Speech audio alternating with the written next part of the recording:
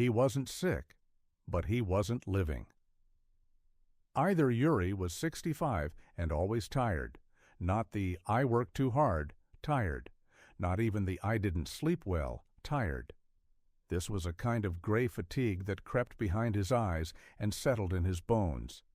It didn't matter how early he went to bed, how many supplements he took, or how clean he tried to eat. He still woke up feeling unfinished, and no one could tell him why. His blood pressure was fine. Heart, normal. Sugar, borderline, but not dangerous. So his doctor said what many do, it's just age. But deep down, Yuriy knew. It wasn't age. It was something missing, or stuck, or forgotten. And every day it got heavier. The clue came from a cup of tea. One evening, Yuriy drank a cup of warm dandelion tea, a gift from a neighbor who swore by it. He wasn't expecting anything. It was just something to sip. But the next morning, he felt lighter, not energized like a teenager, but not buried under his own body either. His head was clearer, his breath easier, his walk more upright. It lasted only a day, but it made him wonder, what if the fatigue wasn't coming from his brain, but from his liver? The liver, not just a filter, but a fire starter. Most people think of the liver as a detox organ, but it's so much more. It stores energy, regulates blood sugar, balances hormones, builds proteins, filters toxins, and helps create the very fuel your body runs on. If your liver slows down, even slightly, you don't get pain. You get fatigue, the kind that sleep can't fix, the kind that vitamins can't override, the kind that makes you feel like you're living at half volume. Yuriy didn't need more rest. He needed release. What was blocking his energy? It wasn't alcohol. Yuriy hadn't touched a drink in 20 years. It wasn't medication either. It was routine. A high-carb breakfast that spiked and crashed his blood sugar sitting most of the day with minimal movement. No bitter greens, no herbs, no healthy fats. Processed meats, sauces, oils, easy to cook, hard to metabolize, and almost no hydration. His liver wasn't damaged, it was overwhelmed, and overwhelmed livers don't scream, they whisper, in yawns, in fog, in apathy. We didn't detox, we freed the flow. Detox is a trendy word, but real liver healing isn't about purging, it's about clearing pathways. So here's what we did for Yuriy. Added bitter herbs, dandelion, milk thistle, arugula, replaced morning toast with eggs, greens, olive oil, introduced turmeric, ginger, and lemon water. Daily cut evening snacks, giving the liver a 12-hour rest window. Brought in movement, 20-minute walks, light stretching, and most importantly, hydration with minerals, not just water. Within 10 days, the fog began to lift. Within 3 weeks, his mornings felt possible. And after 6 weeks, he called and said, I feel like I'm in my life again. The gentle truth, your liver doesn't cry out for help. It simply stops fueling your fire. And most men over 60 ignore this because they're not in pain, but they are fading. Is this you? Do you sleep but still wake up tired? Do you eat but never feel nourished? Do you forget small things, avoid big ones, and feel just off? Do your emotions feel muted, like a radio not quite tuned? Then maybe the issue isn't your age. Maybe it's the organ that powers everything else. Next, we meet Olha, a 62-year-old woman who wasn't tired. She was irritable, snapping at family, overheating. Skin changes, brain fog. She thought it was menopause. But it was her liver, screaming through her hormones. She thought it was menopause. But her liver was crying through her skin. Olha was 62 and fiery. She had raised 3 children, taught for 30 years, buried a husband, and never missed Sunday service. She had a laugh that could light up a room, and a temper that could silence one. But lately, she couldn't control the flame. She felt hot, not just flashes, but full body heat, like the radiator inside her was stuck on high. She snapped at her daughter for asking too many questions. She barked at the neighbor for leaving the gate open. And worst of all, she didn't like herself this way. "I used to feel patient," she said. "Now I feel like I'm always about to explode." She chalked it up to being a woman of a certain age. But her symptoms didn't quite match, because this wasn't just estrogen, this was inflammation, and inflammation has a home address: the liver, the hidden link between hormones and the liver. Here's what most people, and sadly many doctors, miss. The liver isn't just a detox center, it's your hormonal processor. It breaks down excess estrogen, balances cortisol, supports thyroid function, and clears out metabolic waste that influences mood, temperature, and energy. When the liver gets sluggish, hormones don't get metabolized efficiently, which means more hot flashes, more irritability, more brain fog, more skin issues, and no amount of hormone creams or mood supplements will fix it, because the problem isn't in the bloodstream, it's in the drainage. Ola's telltale signs. What tipped me off wasn't her mood, it was her tongue, yellowish coat, slightly scalloped edges, dry center, classic signs of liver stagnation in traditional medicine. I asked about digestion, constipation, sleep, interrupted at 3 a.m., the liver hour, skin, dry patches, heat rashes, nails, brittle, eyes, puffy in the morning. She had them all. She wasn't hormonal. She was overloaded. What we changed, gently, no crash diets, no juice cleanses, just small daily invitations to her liver. Hot water with lemon each morning, bitter salads with NDV, radicchio, and a splash of apple cider vinegar. A castor oil pack over the liver at night, soothing, stimulating lymph flow. Replacing heavy dinners with warm soups and light broths, adding magnesium citrate in the evening to support elimination, and cutting alcohol, even the just one glass of red wine. Within 2 weeks, her skin softened, her sleep deepened, her mornings began with less heat, and she laughed again. Not because the world changed, because her blood did. The liver's voice is subtle, but persistent. It doesn't scream with pain, it whispers with irritability. Headaches, PMS like tension, bloating, poor sleep between 1 to 3 a.m., and a feeling that something is just off. But when you listen and support it, it responds quickly because the liver wants to help. It's designed to help. It just needs the space. Ola's insight.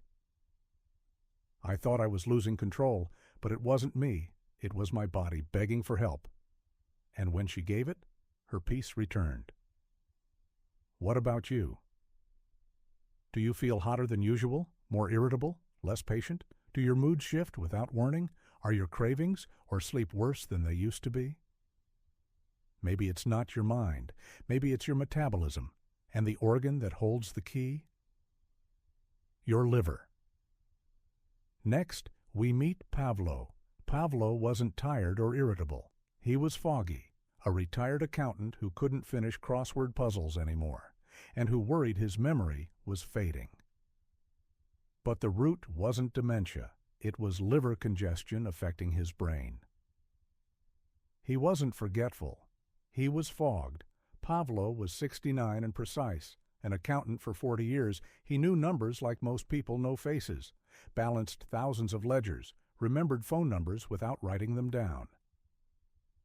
But lately, he was slipping. He couldn't remember the plot of the book he'd read last week. He'd walk into the kitchen and forget why. He once forgot the PIN to his own ATM card, the one he'd used for 20 years. He laughed it off at first. Getting old, he told his wife.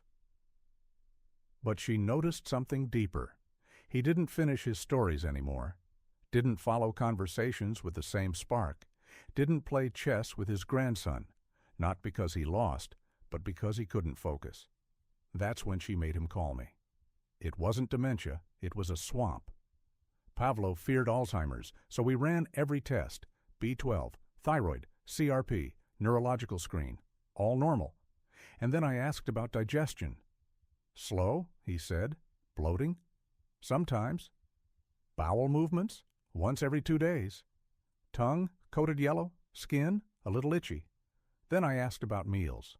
Bread, butter, cheese, sandwiches mostly, some meat, not big on vegetables. That's when I knew he wasn't losing his mind. He was clouded by a burdened liver. How the liver affects the brain. The liver is your body's filtration system. When it works well, toxins are cleared, hormones are balanced, blood is clean, brain stays sharp.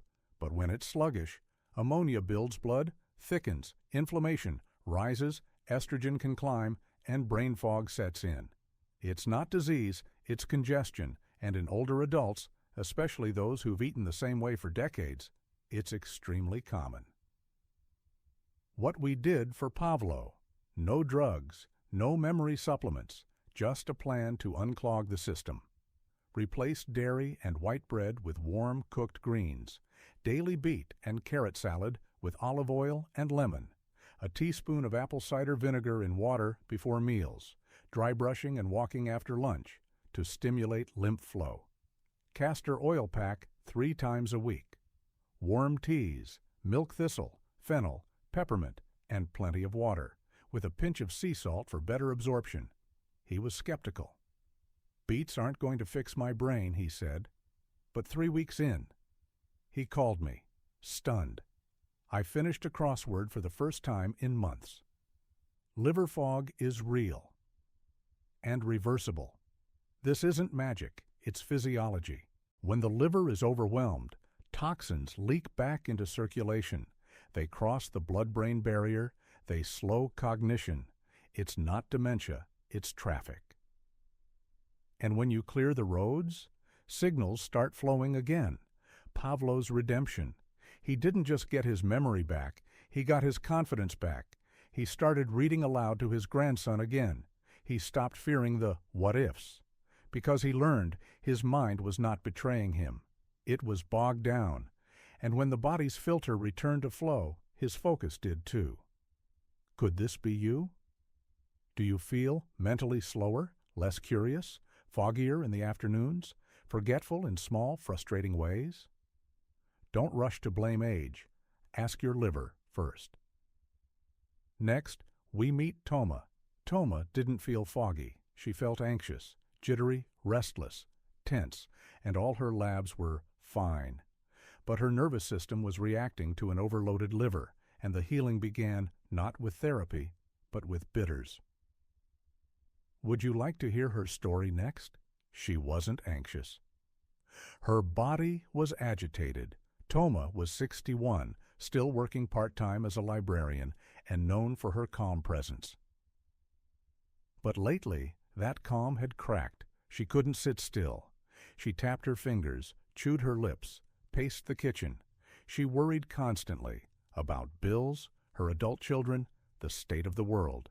She said, "It's like my thoughts won't turn off. I'm tired, but I can't rest."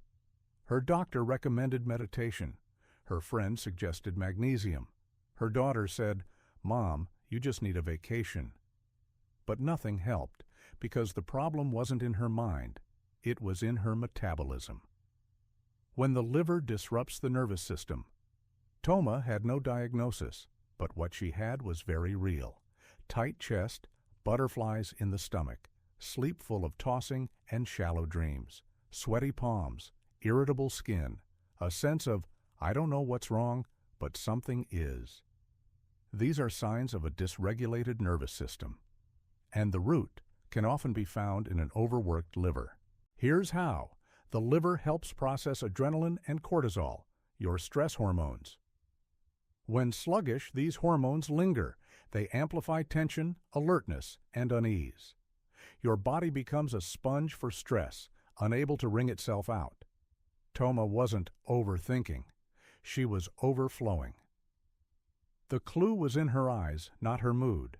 Her eyes, they were slightly yellowed, not jaundiced, just dull, with a faint brown ring. And the whites, bloodshot by mid-afternoon.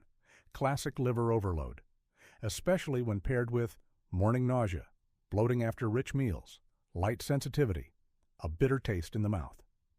She didn't need a therapist. She needed a drainage plan. What calmed her body and mind? We didn't start with breathing exercises. We started with bitters, nature's signal to the liver. Dandelion and chicory root tea, twice daily, arugula and rocket and lunch salads, a tincture of gentian root before dinner, lemon water with a pinch of cayenne in the morning, hot foot baths with Epsom salts at night, to redirect heat downward, and breath work after these protocols, when her system could finally listen within 1 week. Her stomach stopped fluttering, her shoulders softened, her sleep deepened without supplements, and her voice, once tight and clipped, returned to its old warmth. Bitters and the vagus nerve. Here's the connection few understand. Bitters don't just stimulate digestion, they activate the vagus nerve, the main pathway between gut and brain. When the liver is supported, the vagus fires more smoothly. And when the vagus fires, heart rate slows, digestion improves, anxiety eases, calm returns. You don't sedate the mind, you support the system. Toma's gift to herself. She now carries a tiny bottle of digestive bitters in her bag, not because she's obsessed, because she finally feels in control, not of the world, but of her response to it. She said, "I'm not trying to feel peaceful. I finally am." Could this be you? Do you feel restless for no clear reason, overreactive to small things, jumpy, sensitive, or overstimulated, like your engine's revving even at rest? Ask your liver, because the mind doesn't always start the storm. Sometimes it just rides the current of a body overwhelmed. Next, we meet Ivan A., 68-year-old who looked fine on the outside, but whose belly was slowly swelling and whose energy was vanishing. He thought it was just fat, but it was fatty liver, and his turnaround came not through a diet, but through a return to ritual. His belly grew, but so did his distance from himself. Ivan was 68, a retired school principal, and still wore his shirts tucked in. At least he used to, but over the last few years his waist thickened. He started wearing larger pants, looser belts, untucked shirts, not out of sloppiness, but out of shame. He walked slower, sat more, avoided mirrors, not because he was lazy, but because he felt swollen, not bloated, not gassy, just puffy. "I've been eating the same way all my life," he said. "Why now?" His doctor told him to watch his weight.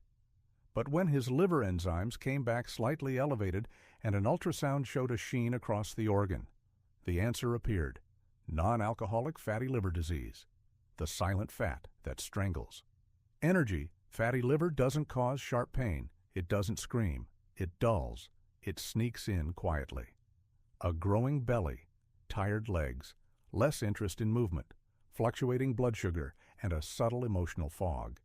Ivan wasn't overeating, he was under-cleansing, because the liver, when overburdened, stores fat as a shield, not just from food, but from inflammation and insulin resistance. The cause wasn't calories. It was constant input.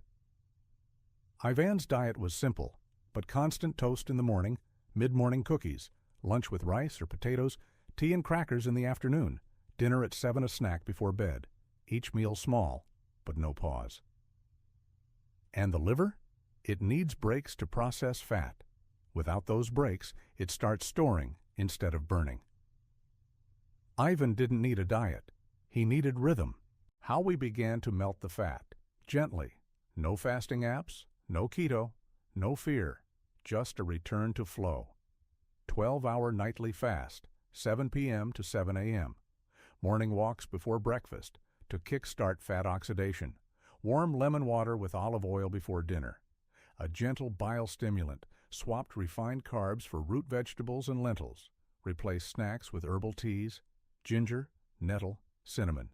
Ate his biggest meal at midday, not night. And after 4 weeks, his belt tightened by 1 notch. After 8, his mood brightened, his walks lengthened, he tucked his shirt back in. And his liver? Ultrasound showed reduction in fat density. What fatty liver actually steals? Not just energy, but confidence, curiosity, clarity, and connection.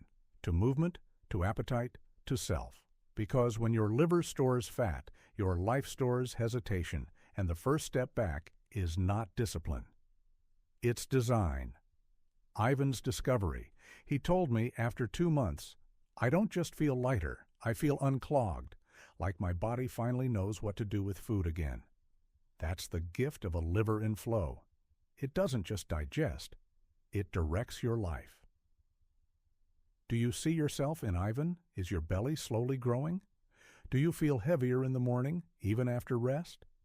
Does your energy fade after meals? Do you avoid tight clothing, not for comfort, but for concealment? Ask your liver.